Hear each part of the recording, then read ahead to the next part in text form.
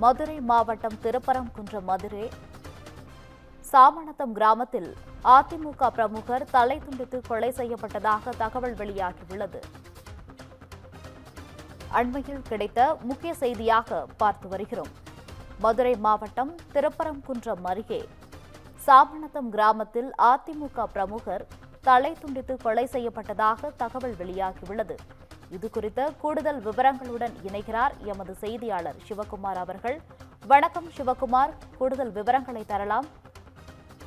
Tea கடையில இரவு நேரங்கள்ல மது அருந்தினதை கண்டித்த அதிமுக பிரமுகரை இன்னைக்கு காலையில தலையை துண்டிச்சு வெட்டி கொண்டிருக்குது ஒரு 4 பேர் கொண்ட கும்பல். அதாவது திருப்பரங்குன்றம் பக்கத்துல இருக்கிற சாமநத்தம் அப்படிங்கிற கிராமத்தை சார்ந்தவர் செந்தில்குமார், 36 வயதான இவர் ஒரு அதிமுக பிரமுகரா இருந்துட்டு இருக்கிறாரு. இவர் அந்த கிராமத்துல டீ கடை நடத்திட்டு வர்றதோட இல்லாம காலையில எப்பவுமே 6 மணிக்கு டீ கடையை, அதாவது வழக்கம் போல காலைல 6 மணிக்கு டீ கடையை திறக்க போகும்போது இன்னைக்கு 4 பேர் கொண்ட கும்பல் அவரை வெட்டி கொலை செஞ்சிருக்குது. அதாவது செந்தில்குமார் இவருக்கு திருமணமாகி ஒரு மனைவியும் 2 குழந்தைகளும் இருக்கிற நிலையில சாமநத்தம் அப்படிங்கிற இவரோட சொந்த ஊர்ல பள்ளிக்கூடம் பக்கத்துல ஒரு டீ கடை நடத்திட்டு இருக்கிறாரு. இன்னைக்கு அதிகாலையில 6 மணிக்கு டீ கடையை திறக்க போனப்பதான் செந்தில்குமாரா 4 பேர் கொண்ட கும்பல் வெட்டி படுகொலை செஞ்சிருக்க நிலையில செந்தில்குமார் சம்பவ இடத்திலேயே மரணம் அடைஞ்சிட்டாரு.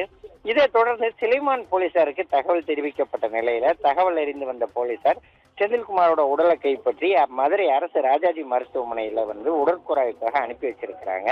மேலும் செந்தில்குமாரோட கொலை வழக்கு குறித்து தற்போது வழக்கு பதிவு செய்து விசாரணை செஞ்சுட்டு வர நிலையில முதற்கட்ட விசாரணையில மது இவரது கடை வாசல்ல இரவு நேரங்கள்ல சிலர் இளைஞர்கள் மது அந்த கடை வாசல்ல அமர்ந்து அருந்துறதாகவும் கூடப்படுது.